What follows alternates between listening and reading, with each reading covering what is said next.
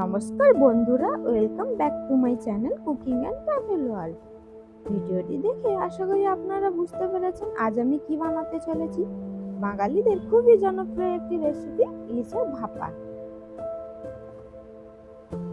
এই দেখুন বন্ধুরা, আমি বাজার থেকে 1.5 কেজি ওজনের পদ্মার ইলিশ নিয়ে এসেছি।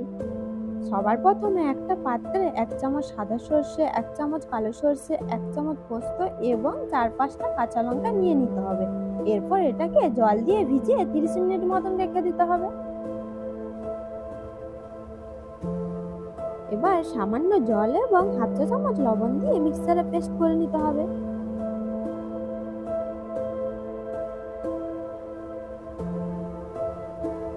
ইলিশ ভাপার জন্য পেস্ট তৈরি হয়ে গেছে, এবার একটা পাত্রে ঢেলে নেব। এখানে আমি 4 পিস ইলিশ মাছ নিয়েছি। মাছগুলিকে সামান্য হলুদ ও লবণ দিয়ে ম্যারিনেট করে কিছুক্ষণ রেখে দিতে হবে। ইলিশ মাছ যেমন স্বাদের সেরা, তেমন পুষ্টিগুলো ভরপুর। এমন কোনো মানুষ নেই যে ইলিশ মাছ খেতে পছন্দ করে না। এখানে যে একটা পেস্ট করে রেখেছিলাম, ওর ওপর দিয়ে দিচ্ছি 1 চামচ টক দই, 1 চামচ হলুদ, 50 গ্রাম মতন সর্ষের তেল এবং স্বাদ মতো লবণ। এরপর এটাকে ভালোভাবে মিশিয়ে নেব।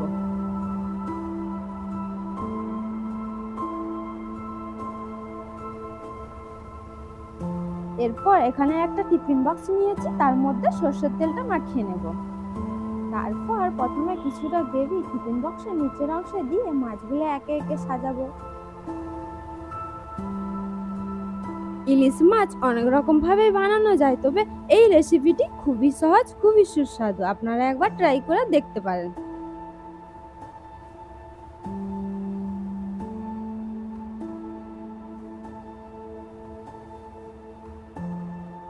সাজানোর পর বাকি গ্রেভিটাও ওপর থেকে ছড়িয়ে দেব।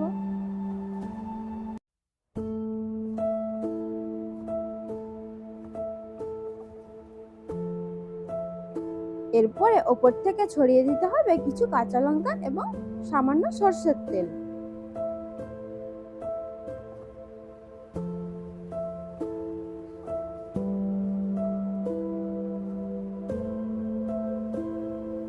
তারপর টিফিন বক্সে ঢাকনা বন্ধ করে মাছগুলোকে আমাদের স্টিম করে নিতে হবে। স্টিম করার জন্য একটা কড়াই নিয়েছি, এর মধ্যে দিয়ে দিতে হবে পরিমাণ মতন জল এবং একটা স্ট্যান্ড।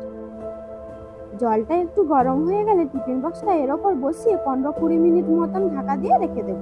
15-20 মিনিট পর ঢাকা খুলে ফেললাম। এরপর গ্যাসের ফ্লেম অফ করে টিফিন বক্সটা আমি ঠান্ডা করে নেব। ঠান্ডা হবার পর টিফিন বক্সের ঢাকনা খুলে দেখে নেব। এই দেখুন বন্ধুরা, কি সুন্দর একটা কালার এসেছে। আমাদের ইলিশ ভাপা রেডি হয়ে গেছে। এরপর আমি একটা প্লেটে সার্ভ করে নেব। আজকের এই সুস্বাদু রেসিপিটি আপনাদের কেমন লাগলো? যদি ভালো লেগে থাকে তাহলে অবশ্যই লাইক, শেয়ার, কমেন্ট করবেন আর বন্ধুদের সাথে বেশি বেশি করে শেয়ার করবেন।